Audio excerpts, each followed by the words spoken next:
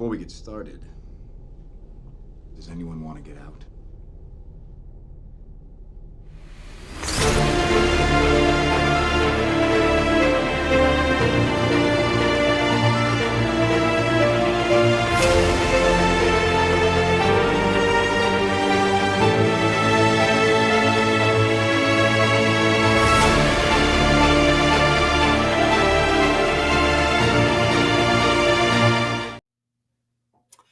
Hello, everybody. I am Nick, and welcome to Comix-Watch, the one show that always hits its mark, unlike Jared. How you doing, buddy? I'm doing very well, bro.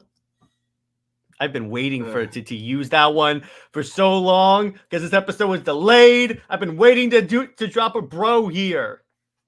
Yes, this one's been delayed. We were gonna be doing it before the Christmas break, but then a certain actor had to get caught guilty, and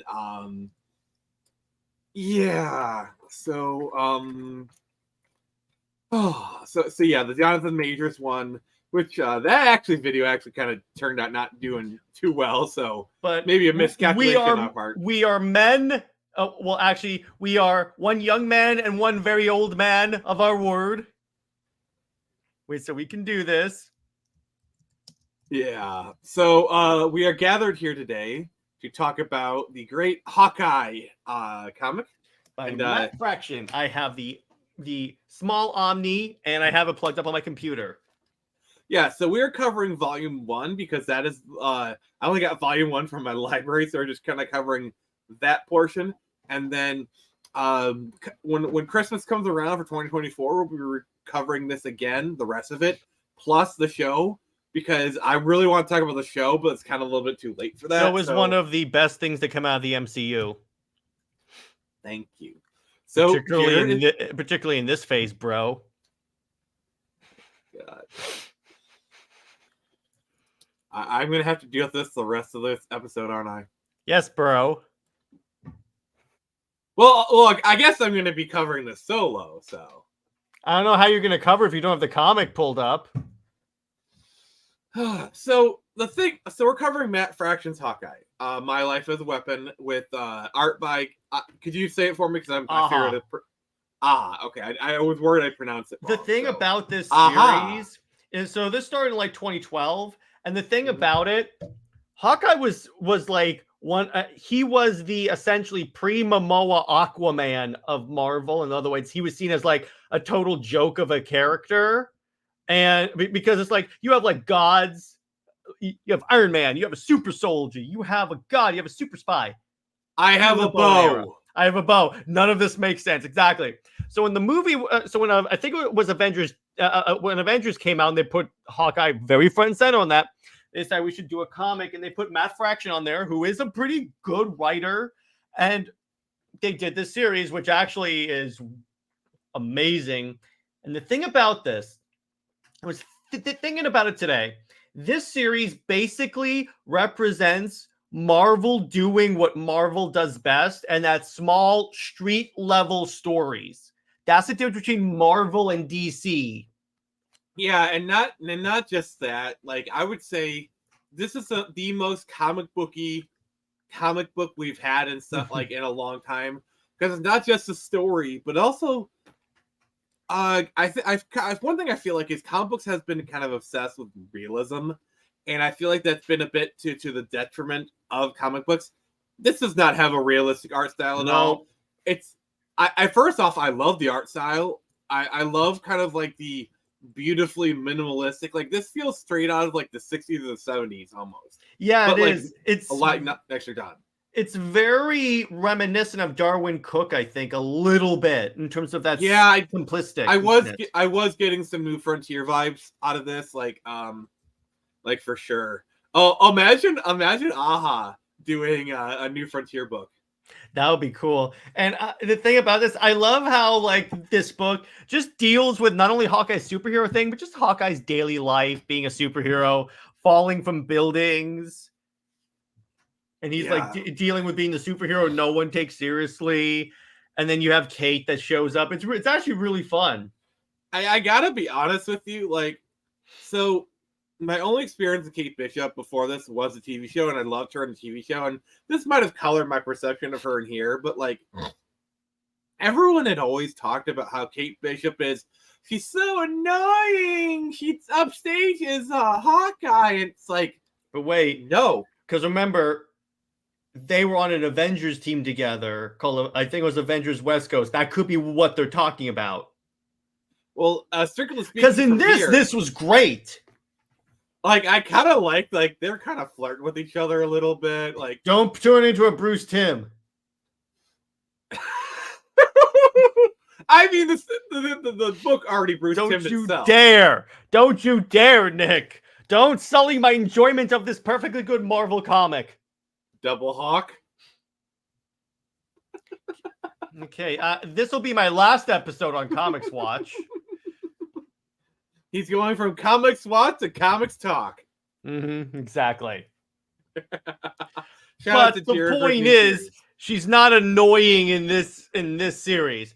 Probably in the Avengers series, because the edition that I got, the trade, comes with like a new Avengers issue, and she is really annoying in that new Young Avengers issue that's included. So I think that's where they're coming from, because in this, she is basically the Haley Steinfeld Hawkeye. Yeah. Also, like Haley Steinfeld as Kate Bishop, which is perfect casting. I'm sorry. Perfect casting. After reading the book, I'm like, yeah, she's great. And it's also really cool because as I was reading this, I was also watching the show and seeing how they had legit in like the opening, the art style in the intro for it all the purple and the arrows. It was really cool. Though we do have to note, initially they did not credit Aha. Like Matt Fraction got a special thanks. But like Aha did not even get a special thanks. He didn't get any money from this, even though they practically they aped his art style, like they ripped his art style straight from the pages. Like I think Aha deserves more of a thanks to the credits than that's just the big two though. Because here's the thing about the big two, particularly Marvel. Brubaker got barely anything for Falcon Winter Soldier when he created those characters. Well, that created the iteration of the characters. Well, he actually did. He created the Winter Soldier, at least. Let me put it that way. And he got barely anything. Bucky is literally older than his father. So exactly. You know, because Bucky goes all the way back to the 40s. Like Bucky was the Robin. First World War. Yeah, he was Marvel's Robin, I believe. Essentially, yes. Which kind of makes it funny, like. That he became a murderous guy with guns, and then Batman. No, even better. So, tell me the story. So you have a sidekick. They die. They're gone for like years, decades, and all of a sudden, a person comes back to the forefront who is like a psychopath killer who somehow is familiar with the hero and also has very similar techniques to the hero. Where have we heard this story before? In the case of Bucky, they kind of had a better explanation because he was brainwashed, so he didn't even remember Steve. It was just like orders, which they played off of that in one of the new What If episodes really well. I mean, I do like the new 52 version of Red Hood, where like I think like the excuse of Lazarus Pit makes so much more sense than why he'd be a little crazy. Oh, you're telling me, Nick, you don't like Superboy Prime punching reality? But anyway, back to Hawkeye. I mean, it is a good shortcut for Superman to win any fights. Superman beats Goku, deal with it. Yeah, exactly. Deal with it. So anyway, back to this. But the other thing is, so I also like how Fraction brings in like all the other characters, like Hawkeye's like neighbors. They become characters that show up throughout the entire series. And how he's able to like juggle this large cast and the amount of creative ways he can have people say, bro. Yeah. Probably my favorite scene and is when they're doing the cookout, and if you could kind of fast forward to that one, is that issue 1? I think that's tape. The tape. So he's doing the cookout, and they're like, "Oh, we don't think you're an Avenger." And all of a sudden, a helicarrier appears and just kidnaps him. And then exactly. Fury just comes in. There's also a great issue in the run. It's after Volume 1, But there's this great issue where like this mob, he has to protect this mob girl, but they're also sleeping together. And then that's in this one. That's in okay, this one. the co-stars of the issue are like his ex-wife, Black Widow, his ex-girlfriend, and Spider-Woman. Everyone that he's been like romantically or in some way involved in it, and they do like the ex super spy, the crazy best friend. So what you're saying is Hawkeye needs to defeat the evil exes. Why do you have to reference that boring series? Yes, I said it. It's boring, at least in my opinion. Yeah, so you don't need to like fast forward too much. We'll get there when we get there. Oh, I love this cover. I like. Yeah, oh my God. It's got like archery form. This is so good.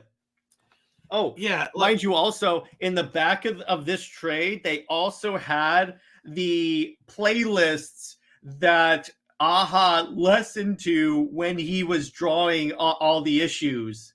Okay, tell me some of the songs you listen to. Just kind of read a few. Fire Dance, Summertime, Page 26, Scorpio, One Finger Snap.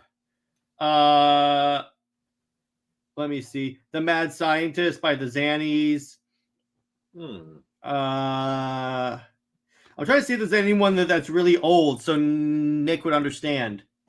Oh my God. Okay. All right. Tetris all right, music.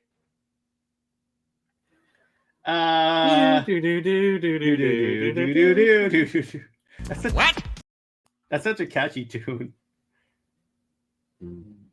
All right, I'll send you pics later, but it does have that. That's why I like having the omnibus edition, because it has all these little extras. But anyway, well, look at you, Mr. Fancy Pants. Yeah, I love this because this is also reminiscent of those old spy comics. Like, this is very James Bondy. Oh, speaking of James Bond, this week on Friday Night Frenzy. But also, look at the way he does the Aha draws the bullet trails of the rounds going into the water. All right, I gotta do this. Yeah, sorry, that's avoid copyright. So. Yeah, but just again, I like the attention to detail of this, because you never see that in like a lot of comics when people are shooting at the water. Yeah, and here's the thing: like, obviously his art is minimalist, but for too many people, minimalist is just code word for less. There is a lot going on here. Like, it takes a lot of work to put in this little detail. Yeah, and the thing about Aha, yeah, it's like minimalist in that there's no like bombastic explosions every panel, but he puts a lot in each page. Yeah, and this is like, honestly, this is what I love about like art, is when it like there's one word that I just keep using when I'm creating my comics. It's pop. And I love it when like art pops. You get like the colors kind of contrasting with each other. And shout out to the colorist. I don't know their name, but if you find it, but like they probably like look at Kate's dress. Yeah. Perfect example. Like, here, could you zoom in on kind of like the bottom half of this panel? By the way, the colorist, I believe, is Matt Hollingsworth. All right, shout out, thank you, Matt. You did a great job. Could you zoom in on the bottom half of this panel? Like, look at Kate's dress. Okay, so it's purple, but like the carpet is a different shade of purple. They like, for example, the carpet is a lighter shade of purple, and because Kate's dress is a darker shade of purple, you can actually tell them apart. Like, that is hard to do. Like, that is like, especially when you have like the same color, like you're just using shades to make it like. As a person who has created comic books, who has colored comic books, I know, kind of have an idea of what kind of goes into this. So like being able to have like the same color but still actually make it work, that is very difficult to do. Yeah, it is. And that's the other thing. Speaking of purple, I liked how much use of purple this book has, because it's like even the doors are a shade of purple. There's like there seems to be a purple hint on every single like action beat, because again, it's Hawkeye, he wears purple, but it's kind of very inventive of the colors to be able to do that. Yeah, also like reading this, it's like I kind of saw some like differences between like the story and the show. Like for example, Swordsman being like the person who trained Hawkeye, versus in the show he's just like Kate's stepfather who has like a fascination for swords. Which, by the way, I actually really liked his character in the show. He was a very delightful red herring. I liked it. My problem with it, again, I hate when they change minor characters because it's a slippery slope. Because eventually, if they change enough smaller characters, like Peacemaker, like Swordsman, they'll be like, okay, now they allowed this. I can change a larger character, so let's go up and change someone else. I mean, it also has a knock-on effect. Because if you're taking Swordsman away, like changing that up, it also means that Hawkeye is going to need a different origin story. Like, how did he get his training? So it just kind of creates like a tidal wave kind of effect. Well, in the show, they kind of in the MCU they kind of explained it by having Hawkeye be a shield agent, so that they kind of did away with the circus performer who used to be a bad guy. But in this one they still have it. Yeah, this one they still have it. This one I like this one more again because this is again why I don't trust James Gunn with DC. I have to bring that in here because it's relevant here. Because he keeps saying, I like minor characters because I could change them all. And I'm like, that is the stupid. Thank you for telling me I can't trust you with characters. Because that's why I'm not excited for his Superman. Because you don't know what he's gonna do. See, he's gonna run into an issue where like he takes what he thinks is like, imagine if he gets a hold of Ambush Bug and he changes Ambush Bug into something totally different. He's gonna piss off a lot of people because Ambush Bug, while you think he's a minor character, has a lot of fans. Yeah, and I'm like, the reason why he picked like Peacemaker, because Peacemaker was not a popular character again, but that's why whenever they say how many fans does Peacemaker really have, and I go, it doesn't matter how many fans a character has. If they change a minor character, they will it's a slippery slope. They will eventually come for the major characters. Yeah, and that's what I'm saying. Eventually, James Gunn is going to hit a character that he thinks has a small fan base, and it may be small, but it's going to be loud. Like that's why I gave the Ambush Bug. Because Ambush Bug is a small character. He's basically kind of DC's Deadpool to a degree. But like, imagine he changes Ambush Bug, and the Ambush Bug fans get mad, and that's not something he can come back from. Yeah, and again, it's like that's why I'm dreading his Superman movie because he's now upgrading to a major character, which I don't think the Superman movie is going to be released. But anyway, back to this. This is an example. See, the reason why this does not count as changing Kate from comic to screen, because Kate in the show is this. This is Kate in the show. The annoying Kate was the Kate in the Avengers comic. So that's why I'm like, it's not really changing per se. Yeah, there's some minor differences. Like, okay, Kate in this one is a bit cockier and obviously she's more established with Hawkeye, but like, yeah, the character is slightly different. Like the personality, like obviously Kate Bishop is more wide-eyed, bushy-tailed, kind of stuff. Like, oh golly gee, I'm working with Hawkeye. Isn't that cool? But she still kind of had like the cop. Like I don't know. Like, by the way, the thing I liked about look at this great silhouette of the yacht in like the blue early morning. This is why I love comics, because like I love this kind of silhouette art because it just looks so evocative. And I'm gonna know you, Jared. It pops. Look at the purple dock. Trust me, bro. There's no way you can annoy me, bro. Oh, again, they use a very light shade of purple, but like look at like the stockings are a darker shade because so that way you can differentiate. It doesn't bleed into the kind of thing.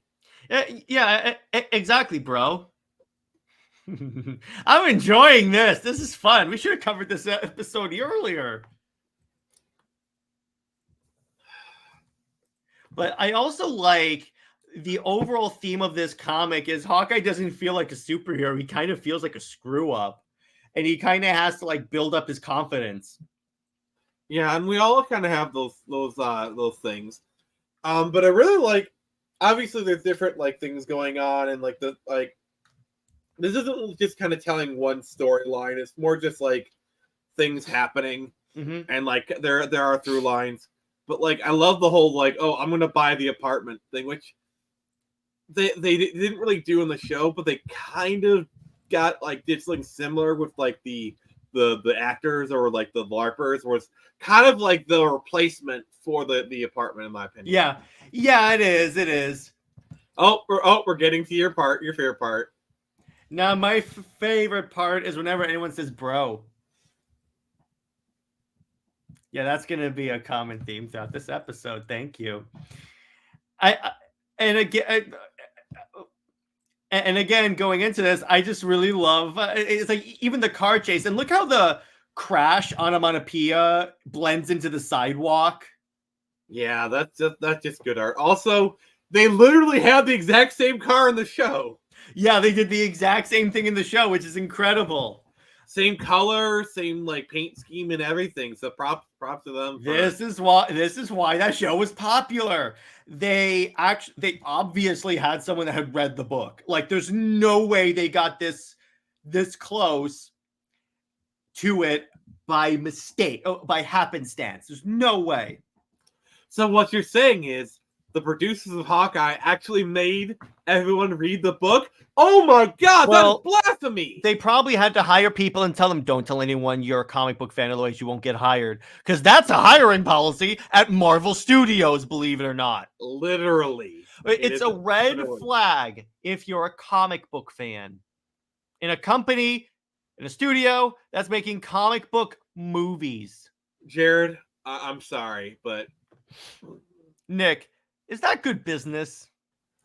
It's not good business. You know what? Take that guy that said it's the hiring process and fire him.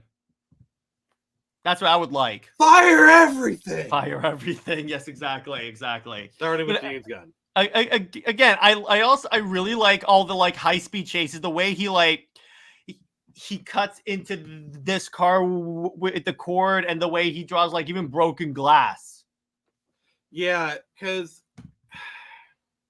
when it comes to creating comic books, each panel is a moment in time. Okay, so this panel needs to convey not just this moment in time, but also the other and stuff around it. So, I'm just giving insights from as a person who's actually creating. An old man in the comic book industry.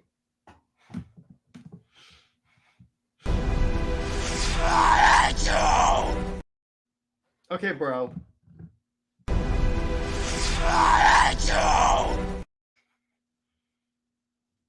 All right.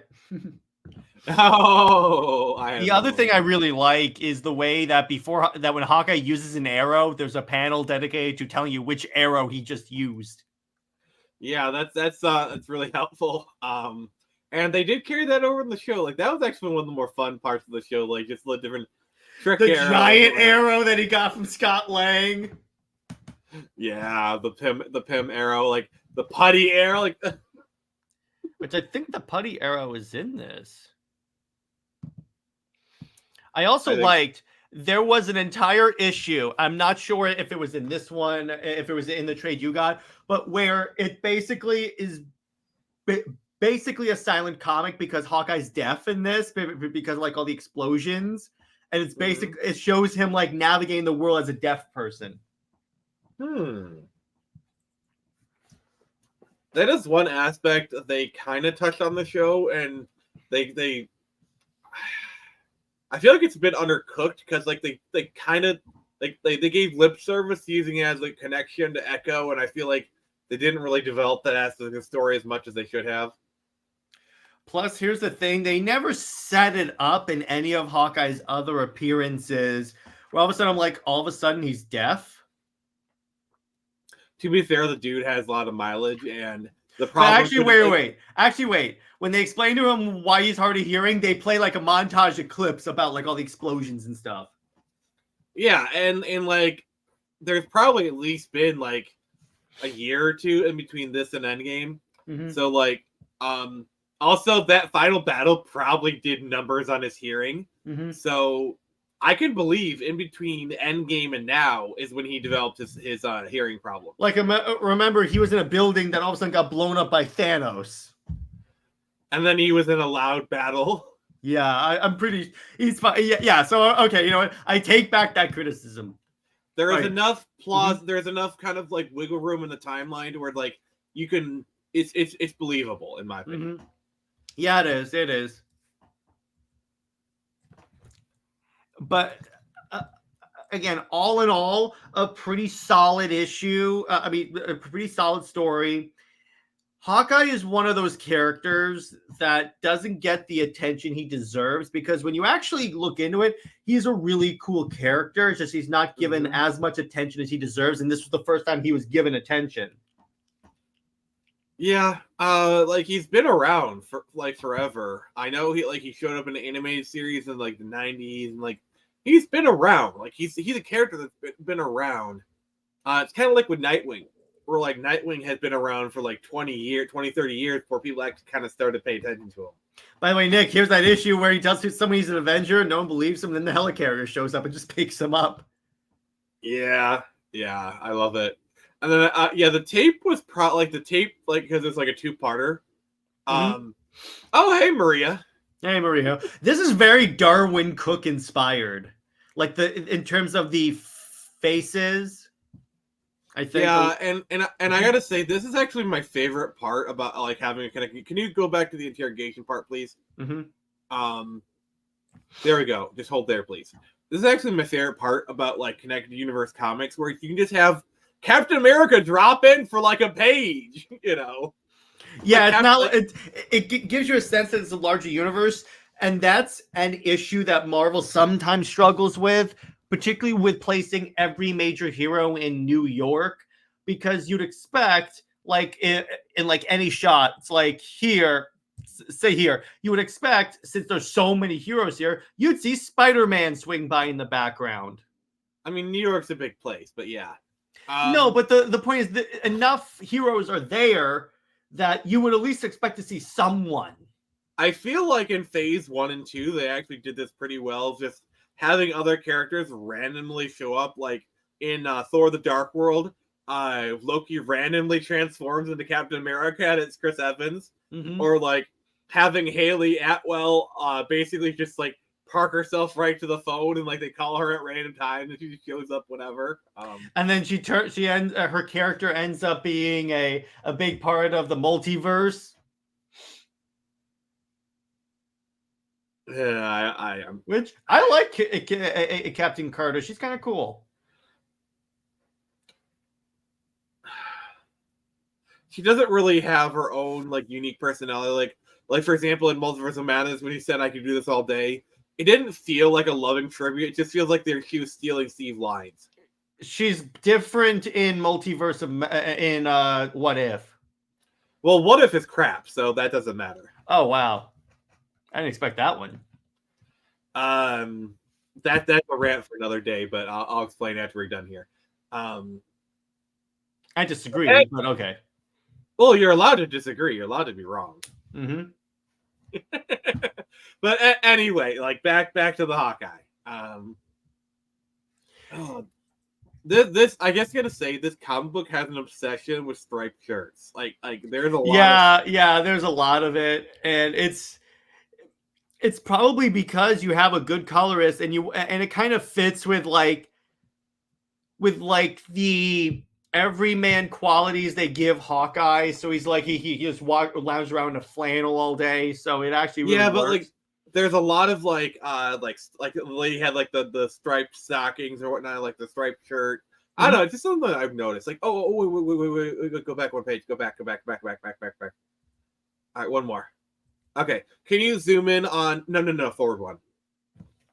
Can you zoom in on Madame Mask's face? I kind of want to talk about something real quick. Okay, so this is more the inker's job that praise the inker. So, I actually when we did our Phoenix Saga review, I was reading like a lot of the old X-Men issues, and one thing, and they kind of had a similar thing with this one where it's a lot of flat colors, and so when you have like flat colors like this, the burden of shading falls to the inker. Okay, and like go to the page where it says I want to try and buy it, like that panel right there. So you see her cheek. You see how they have that shading. Like, look how good that is to kind of like show the depth of her face. Like, you know what I'm saying? As opposed to, because otherwise it would just look like a flat mask. Yeah, and then kind of scroll down a little bit and show Hawkeye's face. Like, I love like the use of stubble. Like, that is both an actual physical detail of his face, but it's also shading. Like, if you think about it, it is actually also shading. So I just want to point out like the really good uses of art here. So, also knowing who's actually behind that mask just makes the scene so much funnier. Yeah, exactly. I love how they kind of call out a certain portion of that scene. Wait, go down. Oh, you ruined it. But like, go down to that last panel showing Madame Mask's face again, just showing the awesome inking job on that face. Like, look at that, bro. Like, oh, now you got me doing it. Frick you. And like, thank you, bro. Look at the rivets on her face. Like just like how that gives depth to it, you know? And then it turns out to be Kate. Yes, I just spoiled it for you, bro. Of a 8-year-old book. So they, well, actually, a little more than 8. Next, you're gonna tell me that Bruce Willis was dead all along in The Sixth Sense. I've never seen that movie, so I can't really weigh in on that. Well, Jared has been ejected from the show on account of bad taste. Stuff like you are. Wait, what were you saying? I'm not as old and into weird stuff as you are. That was a mainstream movie. I never got a chance to watch it. You should act. It's not my thing. It's not my thing. It's actually a good movie. I saw a trailer for it. It didn't interest me. All right, I got to do this. I see dead people. It's very rare that I'll enjoy an M. Night Shyamalan movie. Have you seen Signs? No. Anyway, but like, okay, go back one. Like the get it, like that is a quintessential like comic book shot right there of like someone getting thrown on a glass. Like, that. But the thing about it, the way it's drawn, it shows like momentum and motion. It shows flow really well.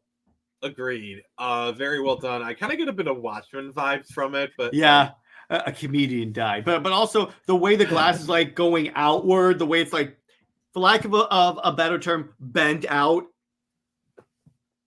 This is one of those things where it's like that is a comic book panel you can hear.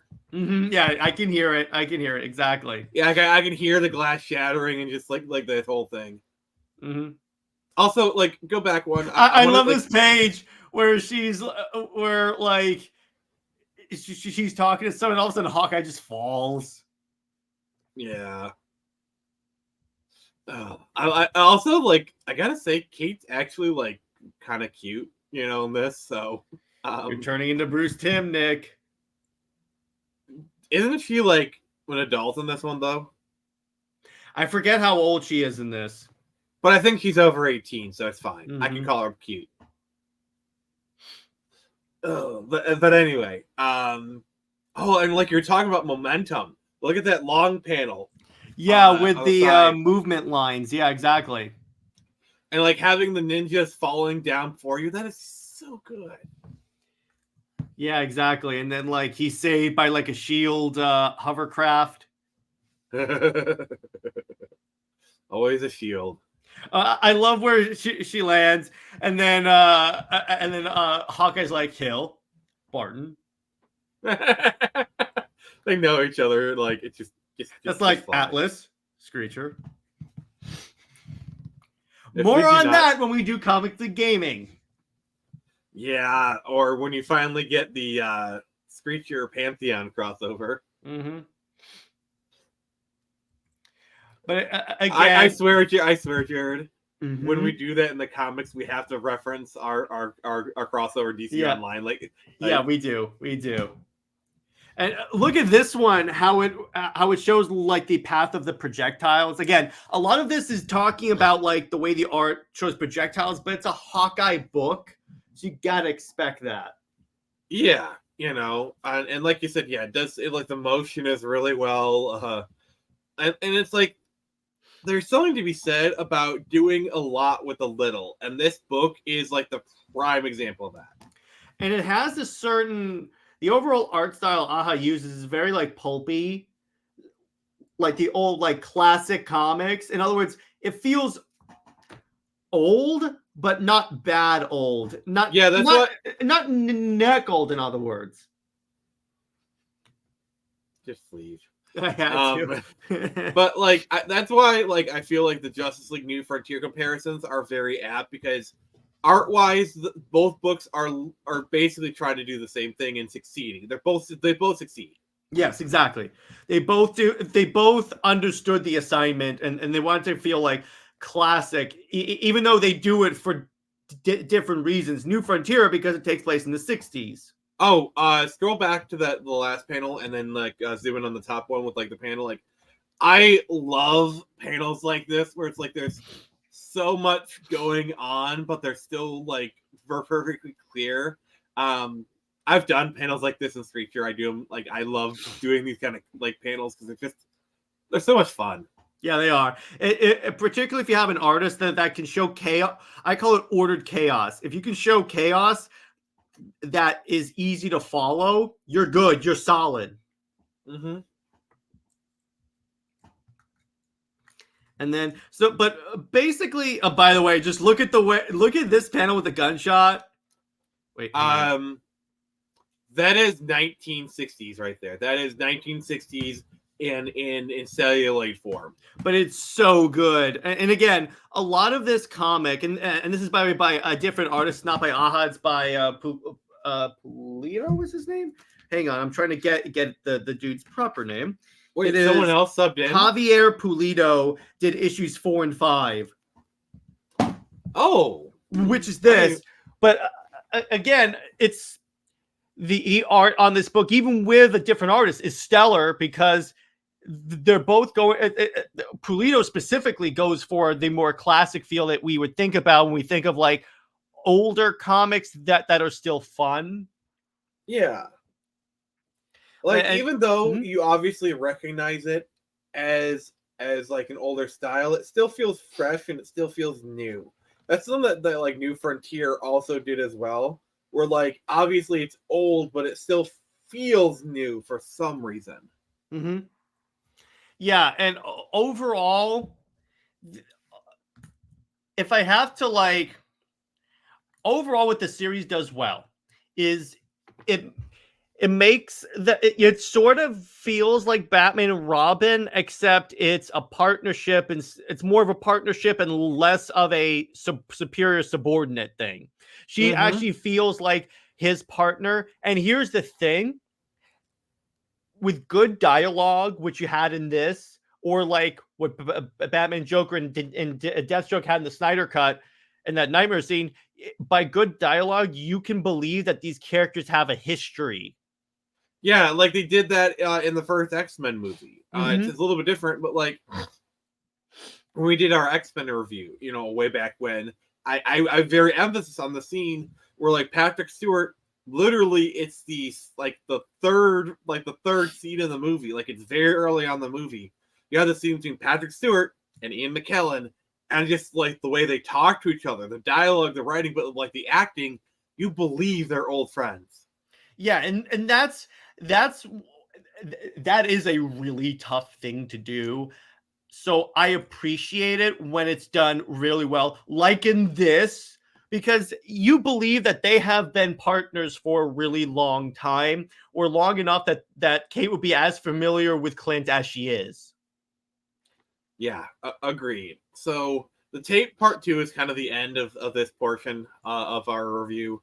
So let's just kind of give this volume 1 a grade, and then when we finish it, we'll give an overall grade. Yeah, in terms of I'm gonna, the way I grade comic books in terms of like reviewing them is I grade them in twofold: story and art. both are going to be 10 out of 10 because stories kick ass. It's fun. It's entertaining. The dialogue again is in my opinion tight, and the art is some of the best art I have seen in a Marvel comic.